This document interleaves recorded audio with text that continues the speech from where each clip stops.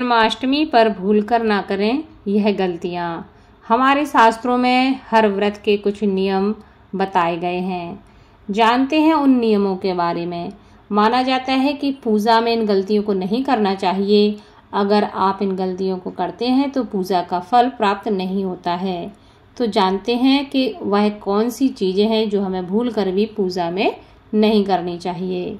सबसे पहली बात यह बताई गई है कि जब हम जन्माष्टमी का पूजन करते हैं तो लड्डू गोपाल को भोग हम जो लगाते हैं उसमें तुलसी की जो पत्तियां हैं उनका भोग अवश्य लगाएं, क्योंकि बिना तुलसी दल के भगवान विष्णु की पूजा, भगवान कृष्ण की पूजा पूरी नहीं मानी जाती है। इसलिए उनके भोग में आप तुलसी दल का प्रयोग अवश्य करें। अगर आप तुलसी दल का प्रयोग नहीं करते हैं तो भगवान प्रसाद ग्रहण नहीं करते हैं। दूसरा नियम यह बताया गया है कि राहु काल के समय जन्माष्टमी के व्रत का संकल्प लेने से बचना चाहिए। जब आप प्रातः उठते हैं और देखते हैं कि आज जन्माष्टमी है तो व्रत का संकल्प लेने से पहले एक बार कैलेंडर में या फोन में यह अवश्य देख लें कि राहु काल का समय तो नहीं चल रहा, क्योंकि राहु काल में कोई भी शुभ काम नहीं किया जाता। वहीं तीसरा नियम यह बताया गया है कि जन्माष्टमी के दिन भूलकर भी मांस मदिरा का सेवन नहीं करना चाहिए।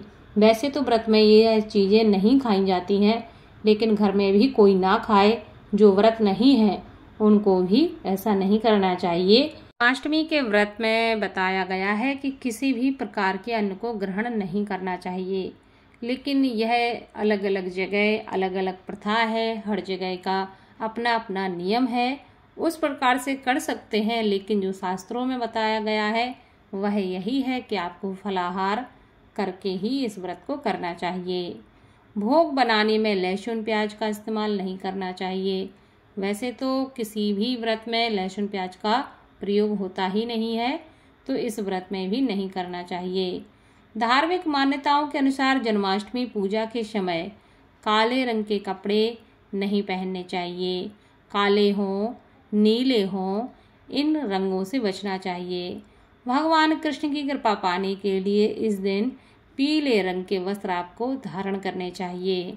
पीला रंग जो है वह भगवान कृष्ण का प्रिय रंग है और गुरु बृहस्पति को यह रिप्रेजेंट करता है।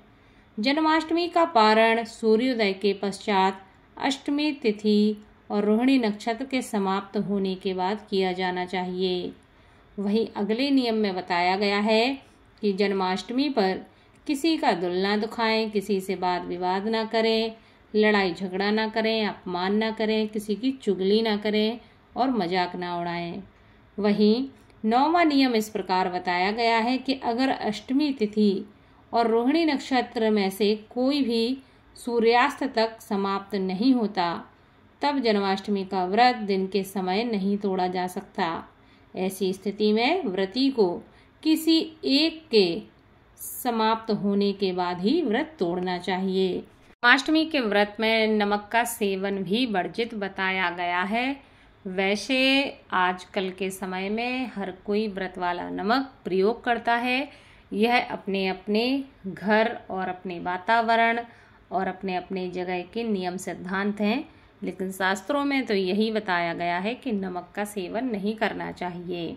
तो यह कुछ ऐसे नियम हैं जो शास्त्रों में बताए गए हैं और मैंने आपको यह नियम वीडियो के माध्यम से बताए हैं। तो प्लीज़ कृपया कर इस वीडियो को शेयर करें ताकि आपके साथ साथ आपके अपने भी इस जानकारी का लाभ ले सकें। धन्यवाद।